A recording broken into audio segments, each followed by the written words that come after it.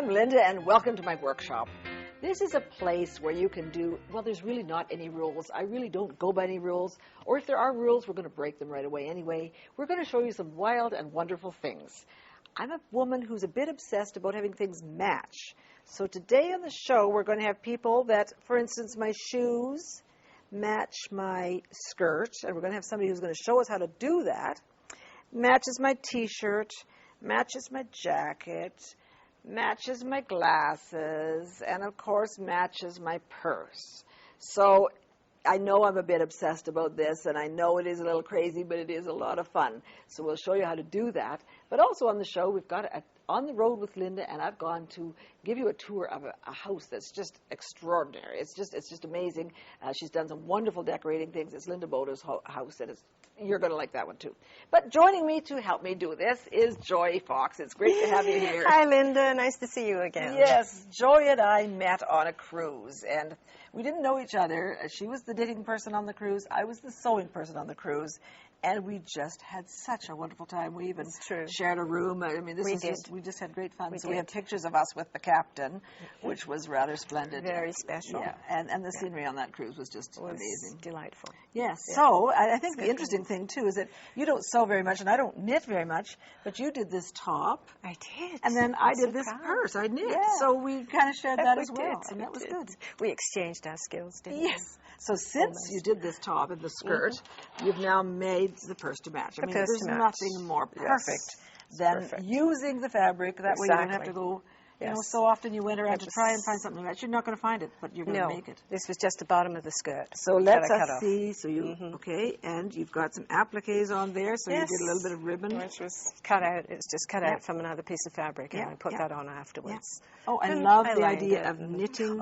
There is, Oh, well, that was your necklace that we did, too, so we won't go there right now. We won't go there right now. Yeah, but there's the matching purse. So let's have a look at some of these other purses, because you've made, well, you did this one. This was to match the evening dress, and this is really all lining that I just ripped up of that dress. And lined with a part of curtains. Sure. Okay, let's put that one over there. What is this one made from? Well, this is made from an old tablecloth, a Christmas tablecloth, you know, when I was into gold. Yes. And part of a dance costume with the sequins. Yes. So that's quite perfect. Yeah, so just something you obviously knit with yarn all the time. I do. Yeah. I do. And when you began, though, you said that you actually had to use recycled things, old sweaters, you know, that you got from Sally Ann type places, and cut them up, and we had to unravel them actually. Oh, and use the yarn knit them together to make socks and sweaters for ourselves. And yes, it wasn't pleasant, and I don't know why I fell in love with yarn, but I did. But you did, and so I did. Now you're sort of taking the whole circle back and using up all kinds of stuff.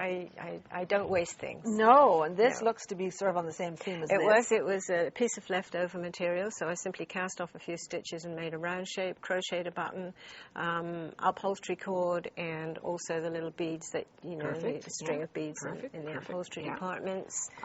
This one, I love this little one, yes, it's a little bridal bag. I call this the bridal bag. This is the bridal tulle. Yes. Okay, the last roll in my house, and hopefully the last wedding. Okay. And this, you say you cut this into... I didn't cut it. All I did was take it straight from the roll and knit it. Yes. Yes, and it knit up very nicely. And then you put some crochet little pieces. Yeah, little crochet little flowers on, and added a few pearls and a little string of pearls. Oh, yeah. A little cotton handle. Oh, how perfect. Yes, it's perfect. Absolutely perfect. Perfect so for a bride. Great. Yes. Then this one, what did you do with this? Well, this is another part of the old tablecloth. Yes, it was rather a large tablecloth, so it went a long way. Lots of purses. And I've added yarn in with this one just to, you know, and there are so many interesting yarns on the market. There's so many novelty yarns now. Yes, and I've left the knots in simply because I think they're pretty. I think they're rather pretty and pretty. Yeah. And isn't that a wonderful thing? Because I thought the only thing, one thing I know about knitting is you can't have knots. Well, in yarn, that's a no-no. But with fabric, it's a whole different set of rules. Oh, lovely, lovely. Yes. This one is Slinky then? This is Slinky, and another part of another dance costume which has got the black sequins on. Plus, this is, you know, the cord that you do around parcels at Christmas time. So I go through those bags regularly. Don't waste a thing. No. Well, this one is a beauty because it's got so many. Yes, this is my raggy bag. You've got outfits out of all of these? I do. These were all the scraps from the outfits that I've had made over the years. So you could then knit them all together? Yes, I picked all the reds. hang out. Yeah. Oh, what a great purse that is. It's lovely, isn't it? Okay, so you've got me hooked. So where are we going to begin with this? Well, we'll begin with just cutting a strip. So if you have a piece of scrap left over, you can just Oh, cut. you just And cut you it. don't have I to would worry normally about width or... No, I usually do it about an inch wide, but I would normally do it with a rotary cutter and a board because it is so much quicker. Okay. So we've got... But again, you're not worrying that this be even, and it doesn't worry about all the disappears. bias. It doesn't None matter. of this was even. It just disappears as you knit it all together. I like so this. it's just Yes. perfect. I So like then it too. let's show how and you're going to it's join very them. quick. Well, you put the two pieces together. We're going to fold them over at the top And make a tiny slit. I call this the slit knit. Slit knit. Yes, you put one on top of the other. Yeah. So the holes are together. Take the top piece, pull it underneath, Through the bottom. pull it through, pull it tight, Slick. and there, you see that disappears into the knitting too. Okay. But if you wanted to tie it and have all these If you knots, wanted to tie it, that but would be good. if you want to leave the knots in, you can, and then you can push them through to the wrong side of the material if you don't want them on the One right thing side. that I kind of think is kind of neat, and this is something that I did way back when I was doing my leather, and I still do lots of leather, is just take an irregular chunk and start cutting round and round and round and round and round. Exactly. And like that, so you could have and you can have a long continuous pieces piece. Not worry about edges. Don't worry about corners No, because no, they they just disappear into disappear. the knitting. Those little pieces there disappear into the that's knitting. So another. it's So we're going to fast and easy. Needles, these are my favorite needles. These size 12 millimeter. They're made of rosewood and teak, and they come from Vietnam. Okay, beautiful lovely. needles. And You're the gonna fatter cast needles are the on, better. Yes, cast on. This is the one that I cast on. I think this is 20 stitches, and this is one side of a bag. Okay. So I I'll kind of make like another the matching idea piece. of one long piece, and then you're going to just make the that's flap right. all in and one. I'll just, let's say, I haven't finished this, of course, but it would fold over like that. I'll stitch the sides, and then I might put a flap on top. Sure, or put a handle like this. I'll put a handle, or there's lots of rings. A piece of chain. Chains, Yes, there's all kinds of different braided handles. if you want. Yes. Applique, there's some applique. You use can what put you want. these on Yes, from the fabric. Now, these are wonderful. If we had a black purse to demo, We could do there's that. a piece of black fabric. There you Look go. at that. Isn't that beautiful? Oh, I'm hooked. I want And to get those. knitting some purses. There's no question. We better just start. This is excellent. What a great way to use it for scraps. Oh, it's Thank wonderful. You so much. Nothing goes to waste. We'll have you on again because I like this idea. Thank you. Yeah, okay. Don't you go away because we've got lots more good stuff coming up. But Joy, let's see. Guests of our show stay at Travel Lodge. Nice rooms, great people. Models provided by Chan International. #1 in personal development training, modeling, and acting.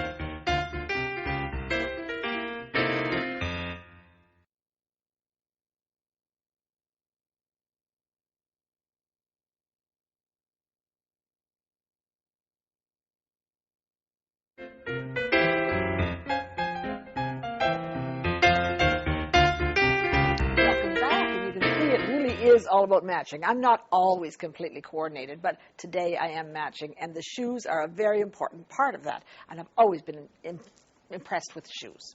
So joining me is the queen of shoe covering, Tammy O'Connell. It's great to have you here. Hi, thank you, Linda. And whatever got you going in this whole business of covering shoes? Well, it was a strange and exotic trip where I was invited to Paris into a couture house, and the very first thing when you walk in was a model with matching shoes. Isn't that the most exciting thing? I mean, other people maybe don't get excited about that, but that delights me. Well, I was hooked. Yeah, so you said, how am I going to do that? And you then played around? I played around, and I've worked with a lot of different fabrics, and I've got some to show you today. Okay, I have to tell you one thing, and that was even as exciting almost. I walked into a shoe store one time, and I saw shoes that match a fabric that I had in my stash. I mean, was that an obvious or what? So, I mean, I lucked out once and got the shoes, but that doesn't happen very often. So I think the thing is you make the outfit, and of course you were obsessed sewer, so you make the outfit, and then you don't try and find the shoes, you make the shoes. You actually go in your closet and look for some shoes that were uglied out, and then you cover them to match. So let's have a look at the latest outfit that you've made. So this is something that you've just done, which is very splishy, very stylish. And all the colors you've worked. Tell us about this. So this is an oriental cotton imported from Japan, and the accents on there are real velvet suede. The unusual part about the outfit is that it's completely washable. Oh, good. It's a washable suede. And, of course, we had to have shoes to match, so we have matching shoes with some exotic feathers on there.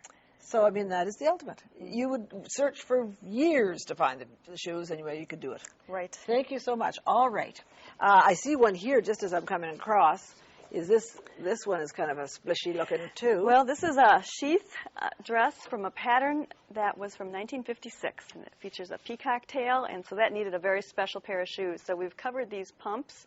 I've got them partially covered so we can show you how that works. Okay, all right. So it is really over the top, this matching shoes business, but it is really quite fun. But then aren't we all? Aren't we? Okay, I want to see this.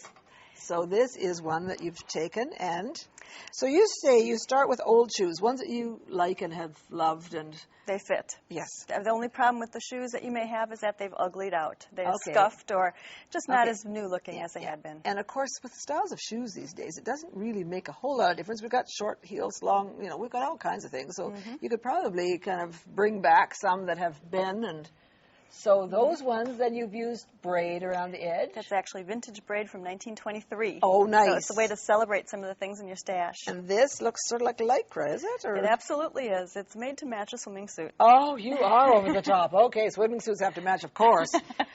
These ones are like the ones that I did, and I actually did mine last night. I thought, this is easy enough to cover. Absolutely. And this is a great way to start covering shoes, too, because it's just a very simple, just cover the main body of the shoe, and then also dress up the toe a little bit. So you actually glued that in to match. So that is a good way to go. And then animals, I'm always into animal They're prints. so big. And this is just a little variation, and we're making the toe and the heel match. So it's a little bit different color variation, a little more interest to the shoe. Yeah. You could, of course, get fussy about the inside of the shoe, but your foot's in there. So for heaven's sakes, just leave your foot in there. Right. I think that's... It's almost like a jazzed up spectator pump. Yes. And then you could add things to your shoes. I see this is what you're doing here is... Those are skimmers, and we've added, these are different clay type things you that could make or buy or whatever to add to that, or bows or clip. Oh dear, there's a hole. And then of course these ones are just braid, which is kind of neat. So there's possibilities on this. Oh dear. Oh, well, here's the ultimate over here. This is a skirt that you've just. Did it start with a skirt? You must have. Purchased a skirt. Okay, and then to coordinate the shoes, tell us this story. Well, we needed a real special shoe to go with this skirt. And so we've tri-colored the shoes, the 3 different tones, and then this unusual part is that it actually was built up to this point to accommodate the feather. Of course, yes. And these are all covered with real suede and leather. So does this suede go all the way through and then this goes on top? The suede just ends about here. Okay. And the toe then is pretty much solid. All right, so I'm hooked. Okay, so what are we going to, Would you like to cover some shoes? Yes, you betcha. Okay. The way you start out is a 12 by 12 piece of fabric. Okay, what kind of fabric? Does it matter what kind of fabric? It's just in how you treat it. Okay. If it's a thin fabric or one that the glue is going to bleed through, then you're going to want to use this interfacing on it just as a barrier to the glue. Sure. This one is a thick enough one, so you don't need a barrier to the glue. Okay, that sounds good. And so it can't be too stiff, though. I can imagine that. Okay. But you can make ultra suede shoes very easily. Okay. What you do is you start at the corner. We've marked the corner, and you're going to lay that over the shoe. And if it's bias like that, it probably does stretch a little better. It stretches nicely, yes. All right. And the main adhesive... You've got some technical instruments here. I see that you've got something fancy. We have a fancy bread knife. Okay. And the way you first start dealing with the shoe is, on your shoe here, you're going to want to pry about 1/4 inch of the sole all the way around. So you're loosening the glue. I'm going to go in there, and that's you've sort of done that for me. So this is almost, and I'm going to loosen it all the way up to that heel too. Right. Yeah. Even between the heel as well. Yeah. So I can get So then we've actually started gluing the toe here already, and you tuck it around the toe. So you use a tacky glue, you were saying. That's and the tacky just use glue. Q-tips, and you're going to smear that all over. Put this on top. Right. The Q-tips are your paintbrush. They work real well. Sure. And a nice sponge is good to wipe off your fingers if they get a little gluey. You go about 3 inches on each side, and you would just drape and work the fabric up. And I don't stuff all this in. I'll trim that off. Right. This is what you use. The Clover Hera tool works great in scoring a line right where that sole is. Okay, and then you can take cut a little scissors. Off. Yes, 1/4 inch, and then a okay, little more glue and show me tuck the it next in. Then okay. So what happens next? Then, as you work yourself up the shoe, see this shoe is a little further up. Okay. Then you can actually see what's going on here. You've got all this extra fabric, and we're getting ready to wrap the heel. Okay, we're going to have to keep going fast. So you're going to just simply cut down the middle of that. Center and get close to the toe. Don't get too far, I'm sure. But then we end up cutting in. So you can just curve that around. Yeah. And that'll end up getting tucked down. And I do have a shoe here where we've done that already. So you can see here the fabric has been snipped all the way to the shoe, and the flaps are ready for glue and ready to be tucked in. Oh, perfect. So how about the back and the heel? The fabric is simply lapped in the back. Here we have a little seam covering, although it's not totally necessary. Okay. And then a piece of fabric is glued right back onto the heel and tucked into the seam and razored off. Okay, and razored off there. Right. Okay, well, thank you, Tammy. This has been great. I think I'm all set to go. You've got a book coming out? That's right. Okay, super. Don't you go away because I'm on the road again.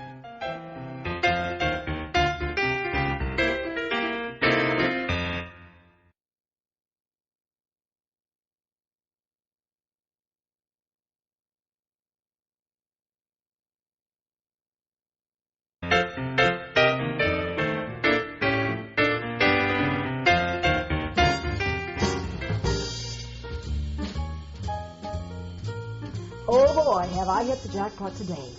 I've been invited into the most magnificent home of Linda Bodo, who is a designer extraordinaire.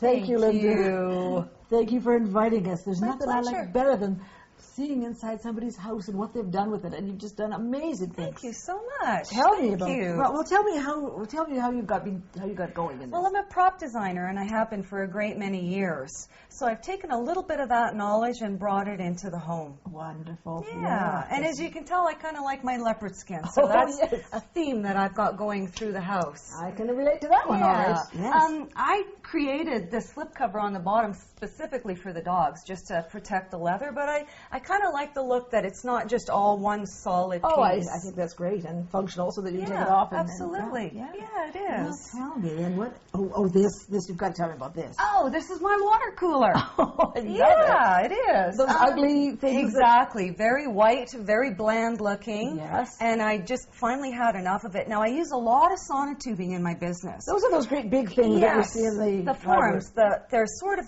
cardboard forms that people use to create footings for decks and that sort of thing. Okay. And basically what you do is you measure your cooler, you buy a corresponding size of sonotube, and you cut down both sides. You hinge one side, you Velcro the other. So you can get into it, I bet. Exactly. Yes. You want to open it up to put your bottle in. Those bottles are heavy when they're full, aren't they? Sure. Now, I've got just a little vase up on top, but you can put glasses up here. So all you need to do is reach for a glass and help yourself to the water. Okay, so you've tiled it. I have tiled it. Now, you want to keep your tiles small. Yes, of course, to go around that curve. Exactly. You want it nice and smooth. And if they don't come that small, you cut them. Now, Linda, you know, I was just in Provence not too long ago. And you know how amazing the fabrics are in Provence. They're so bright and gorgeous, and I couldn't resist. I bought a whole pile of it. Of course. And I have a new project I want to share with you that I did with the fabric. I can recognize right now what it is. That is beautiful. So this is what the bar stools used to look like. Okay. Very kind of plain and not very comfortable. Yeah. There was no back in them. Exactly. Not comfortable at all. Okay. And I created a back and a fairly high cushion on here for comfort with the fabrics that I got in Provence. And I'd love to show you how I did it. All right. Time on. Let's go. Okay. Okay, Linda, let's do it. Okay, awesome. This is going to be the back of our chair. Since our chair did not have a back, we start with a piece of plywood. And you just measured it, and you can cut it on a bandsaw, on a table saw, very, very easy. You might want to just clean up the edges with a little bit of sandpaper so that you don't tear your fabric when you're pulling it tight. Now we need some cushion. Okay. So we've got a little tiny bit of batting in here. About 1 inch batting. Yeah, exactly. And the next step, it's simple. Pull this nice and snug as you can, and staple your edges all the way around. It's sort of like wrapping this thing. You're basically exactly. It's like a big, what do you do with the corners? That's always an issue. Oh, corners? Yeah. What you do is you pull them in stages so that you have a nice fold, a nice clean fold on the corners. Yes. All right, so that would then turn into this. And then on the other side, what are we going to do? Well, you've got all those ugly, nasty little staples that you need to hide. So what you do, you take a piece of cardboard, cut to size. Now you want it a tiny bit smaller than the wood, all the way around, and you wrap this in fabric. No staples, just tape. You can use painter's tape, masking tape. And then all you do is you pop it on the back. And I found these great little upholstery studs. Now you can get them. Those are lovely. These are a little bit bigger. Yeah. I've got a couple different sizes here, but they do come in all sizes, and it just kind of embellishes the back a little bit. It gives it some detail. So is that all that's holding this down? That's it. It's not. It hasn't been glued or anything. Okay. Yeah. And these studs are going to come in handy for step number 2. Okay. I also noticed, as we didn't mention it, but this is oilcloth, so this is is. actually perfect for the. You can wipe it down. Yeah. So that's the idea of that thing. Okay. So And that's going to go right into here. So. You pop it in the back, and then basically what you want are some nice long screws, about 2.5, 3 inches. Yeah. We're going to put 2 on this side, and we're going to put 2 on that side. Perfect. That's going to hold it firmly in place. And we're going to take these exact same studs, and we're going to hammer them right on top of our screws so that it looks pretty. Now the only other step is the bottom. That's left to do. And if you take a look here, you can see that I had to glue 2 pieces together. I wanted a nice thick piece. Okay. Mm-hmm. These chairs were a tad too low for this raised bar area. Perfect. So we had to elevate it. And you know what works awesome for gluing this together? Spray glue. Oh, okay. Spray adhesive, it's perfect. Okay. Absolutely perfect. Makes a cement bond then. Yeah, you betcha. And then you cover it. Okay. Now I've got some Velcro on the bottom of this, and I've also Velcroed the chair. So just a minute, how did I hook this to my foam? Did you hook it at all? No, I sewed an actual little slip cover. Oh, okay. Yeah, I sewed an actual slip cover, and I just wrapped it over, and I hand-stitched it shut. And then you glued the Velcro onto Yes, this is the self-adhesive stuff. So yeah, it works. It's pressure sensitive, so much easier. And that way, you know how some people slide off their chair? Yes. That way the cushion doesn't go with you. So now this all lines up with that. To it. And this all lines up with that. And that gets screwed in there. And you end up with what a wonderful provincial chair. Yes, and you can change that over and over. I can just imagine. Absolutely, you can. You can change it constantly with the seasons. Oh, Linda, thank you so much for Thank you. showing us and sharing your ideas. Your ideas My pleasure. It's just amazing. So, thank you. You know, we're out of time. We've got to go. So watch us next time on Linda MacPhee's Workshop, and you'll never know what you might see then. So join us.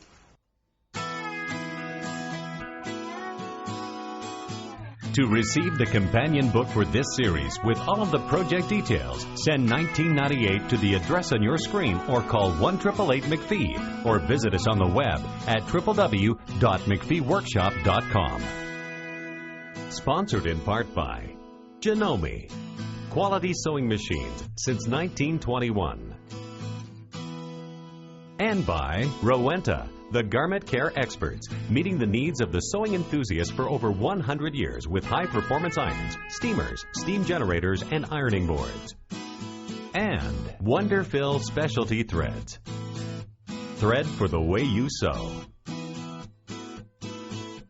And by the Woolen Mill Store, your source for quality fabrics and more, featuring the largest selection of wool and wool blend, yardage from Pendleton Woolen Mills. And by Horn of America, experience quality, innovative ideas, and customer service. And Creative Festival, bursting at the seams with hundreds of industry experts, conference classes, exhibits, and more. Experience creativity in the making.